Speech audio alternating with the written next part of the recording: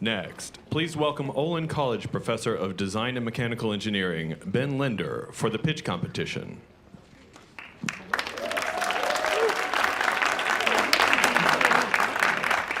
Thank you, everyone. Welcome to the pitch competition portion of the marketplace, and thank you for being here. First, to all of the 39 innovation teams, your work spans multiple development sectors, from energy to health to agriculture to gender. You've come from 11 different countries. Many of you travel internationally to be here. Some of you have done that for the first time. Some have been working for the last year, and some of you have been working for years. It's hard to get here. Yes, it's hard work and long hours, but it's a lot more challenging than that. Society tells you to better yourself, to better your family, to get a job, often with the potential to earn more income than your parents' generation could ever hope to see.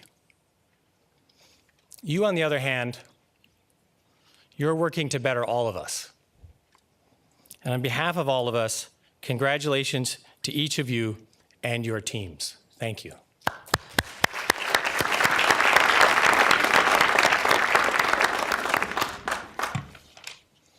Now, to the marketplace attendees. I know, and you know, that the development dollars you gave out in the marketplace were a way to invite conversations and provide opportunities for you to engage these young people, to hear their stories, and to hear their hope. It was a way for us to symbolically recognize their hard work, and more importantly, to symbolically support their choice to be compassionate people and to live compassionately. Thank you for recognizing and supporting the work of all the teams by participating this afternoon and bringing all of us to this point.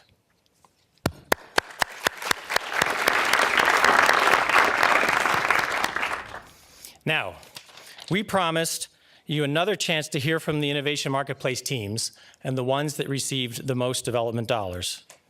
So in a couple of minutes, we will turn the floor over to the 6 teams that did just that. As a refresher, we have 8 prizes today. The first 2 won during the marketplace. VentureWell selected up to 2 teams to enter their E-Team program. Additionally, the American Society of Mechanical Engineers chose 1 team to receive a full technical review. Additionally, 3 winners in each category will receive cash prizes, thanks to the generous sponsorship of Kumonics and the Arizona State University. The third prize is $1,000, second prize is $1,500, and first prize is $2,500. Here's how the cash prizes will be selected. First, we'll hear 5-minute pitches from the 3 research teams with the most development dollar investments. Then we'll pause for audience voting.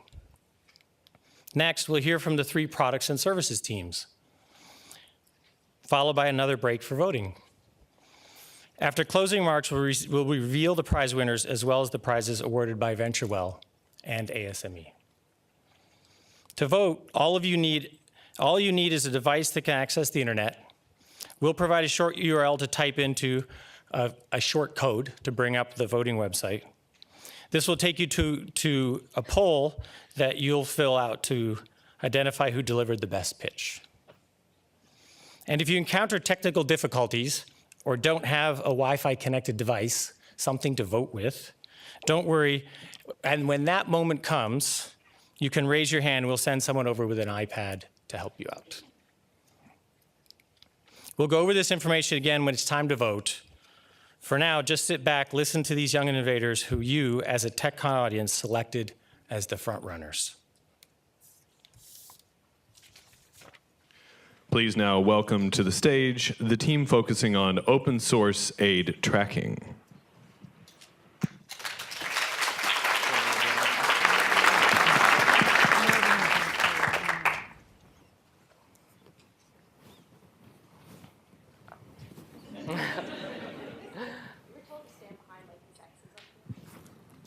Hi, is this on? Yeah, oh, okay. Hi, I'm Caleb Everett. I'm a first-year MPH student at Emory. And I'm Eiley Espy, a senior at the College of William and Mary. In humanitarian crises, every single second counts. Currently, the predominant method for tracking aid is the financial tracking service offered by the United Nations Office for the Coordination of Humanitarian Affairs. This system is particularly flawed for two reasons. Firstly, there is a lag in data, either 2 months up to a year's time. When every second counts, 2 months is 2 months far too long.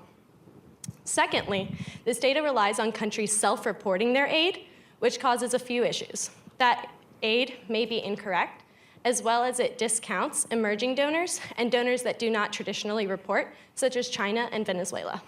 To address these needs, we developed a methodology that uses open source data readily present in newspaper articles. After the development of our open source methodology, we piloted our methodology on the 2014 West African Ebola epidemic in Liberia. And what we found is, yes, this methodology does work. UNOCHA FTS originally reported that $1 billion was sent to Liberia to help contain the Ebola epidemic. We found $500 million that also went to Liberia. That means that UNOCHA FTS data was missing 2/3 of the data that went to Liberia. Additionally, the countries that we found through our open source methodology include countries that we like to call super non-traditional donors. These countries include Kenya, the DRC. Countries that are typically receiving aid acted as donors in this situation. We also captured aid on goods and services, these in-kind donations that UNOCHA FTS data discounts. The creation of a database that includes our type of data can allow donors to make evidence-based decisions on how to allocate aid in humanitarian crises. Because our methodology is scalable across any humanitarian crises, we are looking to automate. Sorry, forgot a word. Automate our methodology. Currently, aid data is automating a similar methodology, which we would then use to automate our own very quickly soon after. We would then like to host our methodology on a web-based platform so that it can be accessed by any interested party, such as governmental organizations, non-governmental organizations, or just interested researchers like you and me. Thank you.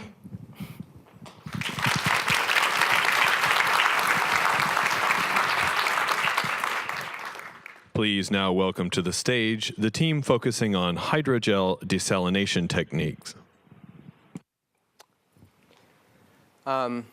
Hello, everybody. I just wanted to take a second to say thank you, and I just want to express my gratitude for being given an opportunity to talk about my research in front of you today.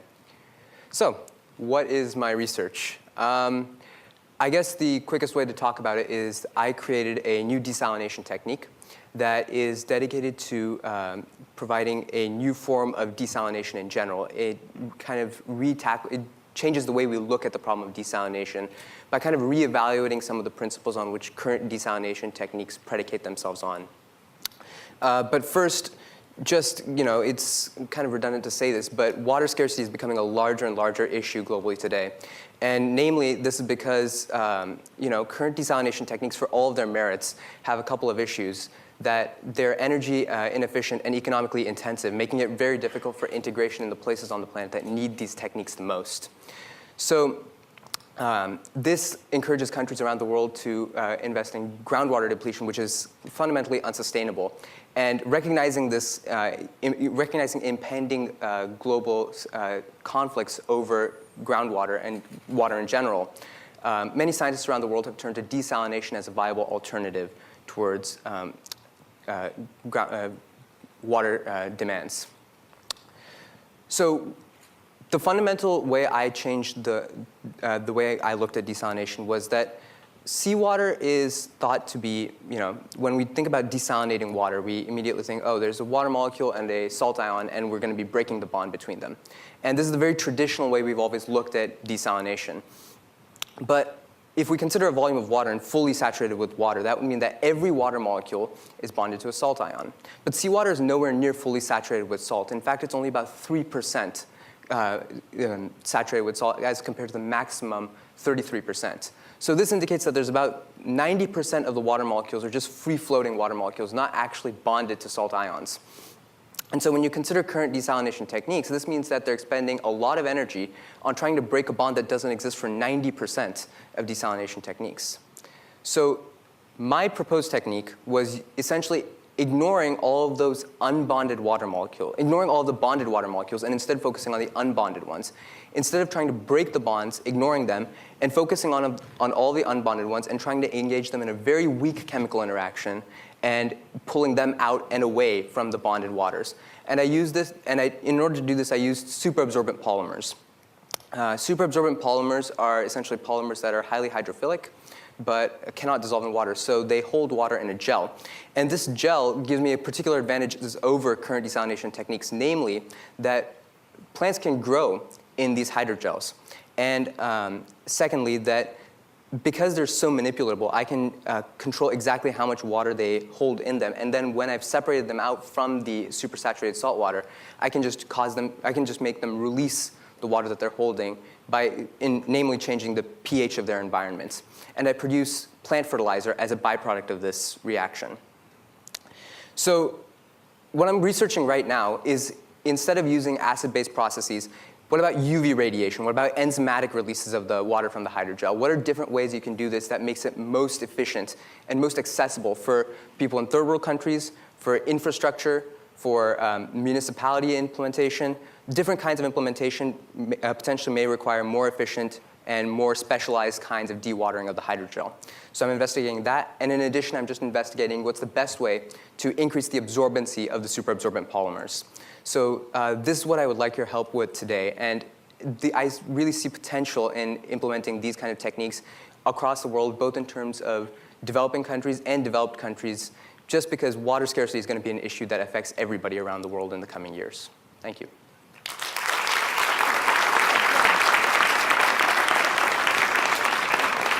Please now welcome to the stage the team focusing on sustainable and affordable fluoride removal.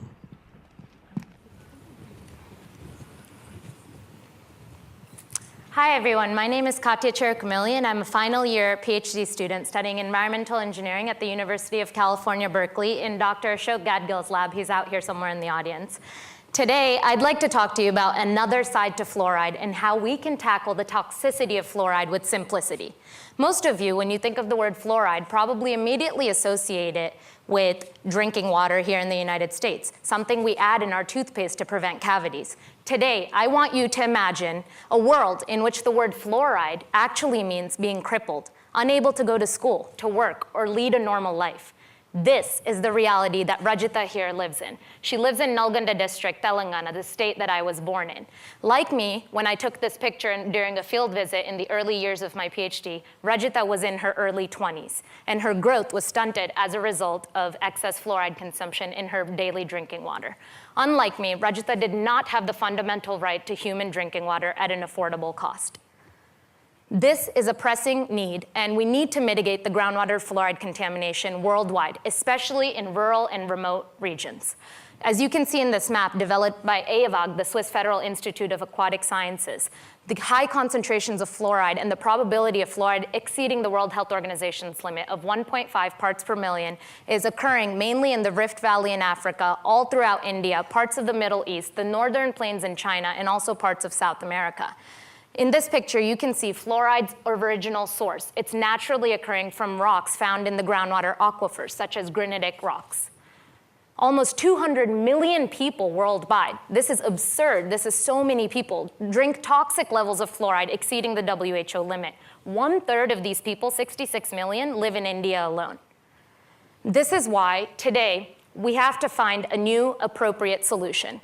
Up till now, I did research where I went to Nakuru, Kenya, and lived in India for a few months trying to understand what already exists, because I didn't want to go in saying that we need a technological solution for a problem that also has socioeconomic and political challenges. I found that in some of the rural areas where the governments claimed to have piped water supply, the pipes were in fact disconnected. In other areas, they had built extremely hard to operate and maintain complex equipment such as reverse osmosis, which even most of us in this room probably wouldn't know how to operate. In addition, in Africa, they had bone char available, but this is not culturally appropriate in a place like India, nor is it scalable. Then I looked to activated alumina, which is what many middle-class consumers around the world use, similar to Brita filters, which contains activated carbon. The raw material cost of activated alumina can range from $1,500 to $2,000 a ton, and it is prepared from bauxite ore, which is the mineral source that we make all alumina and aluminum metal from. In comparison, you can see bauxite is only $30 per ton, cheaper than dirt. In order to make activated alumina, you have to use intensive pressurized sodium hydroxide and extreme thermal activation to leach impurities. We want to avoid this environmentally toxic and extremely expensive process and use bauxite directly, thereby reducing the cost and eliminating pollution steps to remediate fluoride. Moving forward, I've already shown in my lab during my PhD that this process works. I've used bauxite from many places around the world, including the USA from Alabama, Guinea, Ghana, and India, and I've studied the governing factors from a chemical standpoint that determine fluoride removal. I've found that certain impurities actually cause certain bauxite ores to be less efficient. I've found that the kinetics is very fast. 80% of the removal occurs in the first 10 minutes. So these are creating a very feasible technology in the field. Moving towards implementation, I'm actually this week filing a nonprofit for this technology under the name Global Water Labs, which we'll have a website for in December, and I'm partnering with a social entrepreneur to bring this idea to reality. In this graph, I show you the different stakeholders we envision partnering with, including local community partners, developing a manufacturing supply chain to source the bauxite and ensure quality control, of course, the water consumers, and the local government. And I've formed ties with some of these during my initial field research. I'd like to end by thanking so many of the donating organizations that have allowed my PhD research to exist and will allow for me to continue this nonprofit as part of my unconventional postdoc. We've raised almost $20K so far through different organizations. Thank you, USAID. Thank you, Blum Center, Dow Siska, and the Molecular Foundry, which has enabled me to do a lot of my analytical chemistry work. Moving forward in 2017, I hope to continue research and development in India. For that, we need about $200K. And in 2018, we hope to build our first pilot in either Gujarat in India or in Telangana, India. We're deciding these pilot sites based on the other factors I mentioned earlier. One great piece of news I want to end with is that Ashok and I just received notice that we were chosen as one of the top 100 inventions of the year by R&D 100 magazine. So we're hoping that, even though that's not a monetary award, that will help us bring this idea towards implementation. Thank you so much.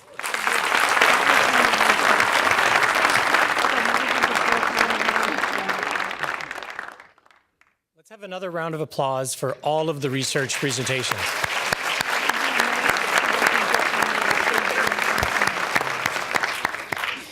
Okay, so you have 5 minutes.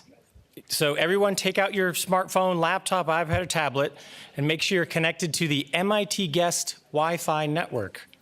First, the website listed above, which is www.menti.com, MENTI.com, and enter this code, 612904. Once that page loads, when you hit submit, a poll will load, allowing you to vote for the team that you think deserves to win first place. Cast your vote and hold your anticipation. At the end of the pitch session, we'll reveal the prize winners for this session. Thank you for voting. Ladies and gentlemen, please welcome our next round of teams. Please welcome to the stage Pedal Tap.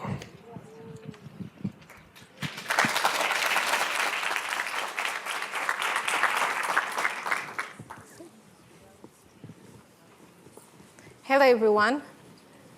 My name is Grace, and all of us here will use a public bathroom today. Imagine if 60% of us actually came out of the bathroom with our hands full of infection. What's the chance that any of us will leave this space without catching an infection in our hands? This is what happens to 50% and more of the population in Uganda and most developing countries. It's because we use the manual tap where you actually have to use your clean hand, your dirty hands after using a bathroom to open the tap, wash your hands, then use the clean hands to close the tap. If it's a public tap in a public space, for example, this space with so many people like this, we actually have 60% chance you walk away with an infection. if you actually choose to wash your hands, there's a chance that you feel that the tap is very dirty, and instead you just walk away without washing your hands. Remember, our hands are really dirty. We must properly wash them to prevent infection spread from you to the next person, and that person will actually spread it to another person. You can see how great infection can actually spread and can only be prevented by 60% simply by practicing proper hand hygiene. There are things that we are told to do. For example, wash this tap after using it. Who of us here washes the tap after using it? Or use your elbow to close the tap. Or use tissue. For some of us in Uganda, we actually never find tissue at the taps. There are other solutions, like the use of sensors. We can't afford them. Initial price is so much that we have not adopted them. And also other solutions are not available in our area. So you find that the main tap that we use is the manual tap. I, Grace Nachiwala, a student from Makerere University Architecture School, I teamed up with a team of engineers and medical specialists to come up with a $5 innovation. It will only cost $5, which is the same cost as my competitor, the normal manual tap system. And this $5 product, I connect it to any existing tap system, meaning I don't ask you to break your taps. No. I simply bring this, just like your earphones, how you plug them in the phone so you listen very well alone. It's the same thing we do. We connect our pedal tap to the existing tap system, whether you have the tap system or refugee spaces where they don't have tap systems, and you have to connect drums or big drums, you still connect a pedal tap, and instead you use your foot, open the tap, wash your hands, walk away, very happy without any fear of infection. With that, we have improved hand washing behavior in the sense that instead of you walking away without washing your hands that are dirty, you actually wash your hands. We have also reduced infection and potent disease spread. Potent diseases like flu, colds, and also Ebola in case of an outbreak, because then I don't have to fear to touch the tap and someone else touches it. At the same time, we actually reduced water wastage by 50%. We have piloted these taps with organizations that believe in proper hand hygiene. And these taps have actually been used by the National Referral Hospital, the biggest university in Uganda, and also the Capital City Authority. And we've proved that we are saving water by half, because we all know that for public spaces, people keep leaving water running. But with pedal tap, water only flows with your foot placed at the pedal. And by the end of, after TechCon, we're actually looking at what next. We need to scale up. Beyond Kampala, beyond the 10 places we are piloting, how do we reach all our target users who actually need the pedal tap to have more impact of infection prevention and control, reduce nosocomial infections in the hospitals, better hand washing behavior, and reduce water wastage? We have been funded by USAID, Resilient Africa Network. We have been funded by Big Ideas, meaning it's a very great idea. And using the money, we've actually used the money to go through to this level of our final pilot, and we are now looking at how we are going to move from final pilot to scaling up. And with this, we are actually going to be able to move out to looking at partnership with these organizations that we have piloted with, and also other people who believe in the same vision. Proper hand hygiene as a means of infection prevention and control, and also reduction of water wastage by 50%. Please join us as we go on and have the next generation tap roll out to all places that are publicly used to prevent infection spread, and also, how about saving water by 50%? Thank you.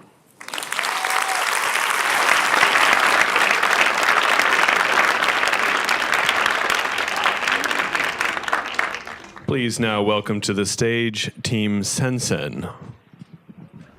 So, my name is Prithvi, and I am the CTO of HESN, and we're working on a remote data analytics platform for international development agencies to help improve their programs.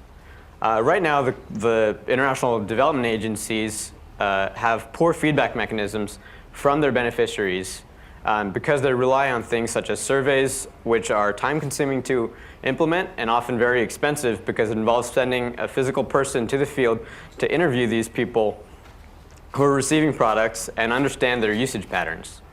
And our goal is to strengthen this feedback loop by using sensors.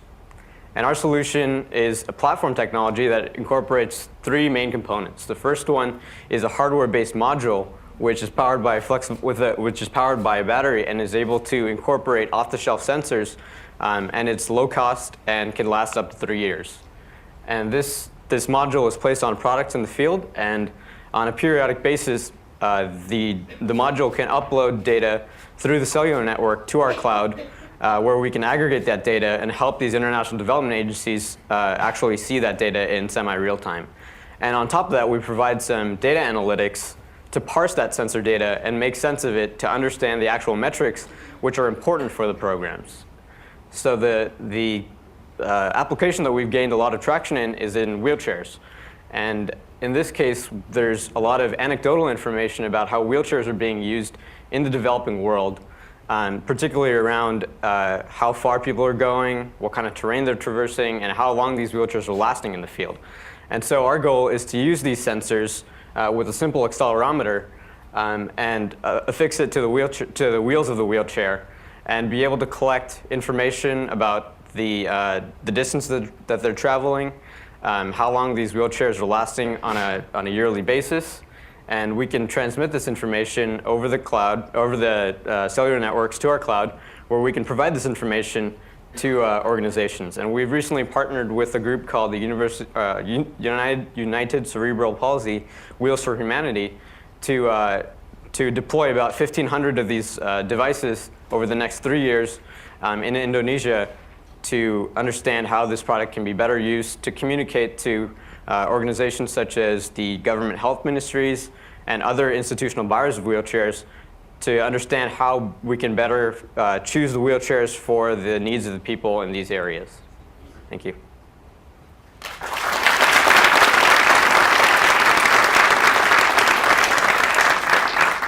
Please now welcome to the stage Team Nubrix.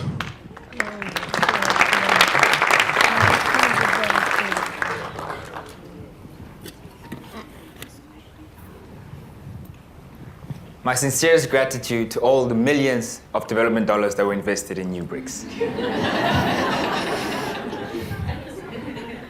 Good day, my name is Elijah Jan, and I'm here to bestow before you the genesis of Nubrix. Ladies and gentlemen, lend me your ears. We all know that trees are used to make paper, and that paper can be recycled to make paper again. But did you know, according to the Paper Manufacturers Association of South Africa, 1.7 million tons of waste paper was available in South Africa in 2015. Furthermore, according to the 2011 census, it was recorded that 1.5 million shacks and informal dwellings exist in South Africa. Furthermore, according to an article on the IFC website, there's a shortage of housing in Nigeria of 17 million houses and in Kenya of 2 million houses. Imagine there was a way to recycle waste paper in such a way that we could create quality, affordable housing. When I was in grade 5 in 2006, I witnessed my dad on several occasions burning and ripping his old photocopy textbooks. I, being the Black Einstein, as was formerly known back in the day, wondered, is there not a way to recycle this waste paper to create something more beneficial? During the incubation period of my plans, there was a show reporting the shortage of RDP housing in South Africa.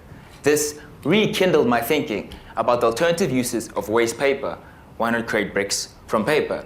I thus embarked on a Science Expo project to create bricks from paper.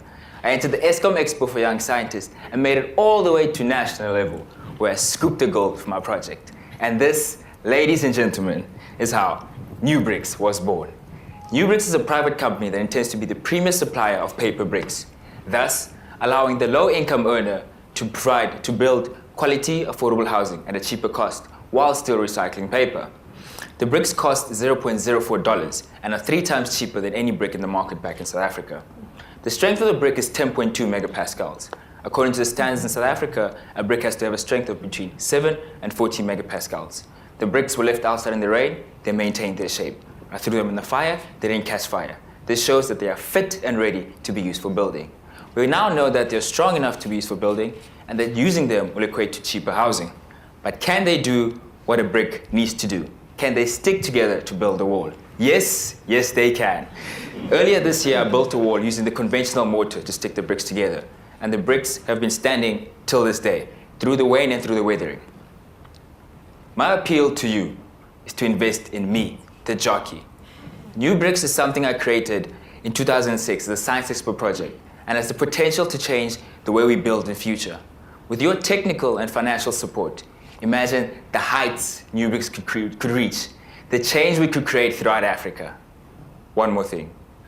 Before you throw away waste paper next time, think about the number of bricks that could be created to provide quality, affordable housing for the homeless. Thank you.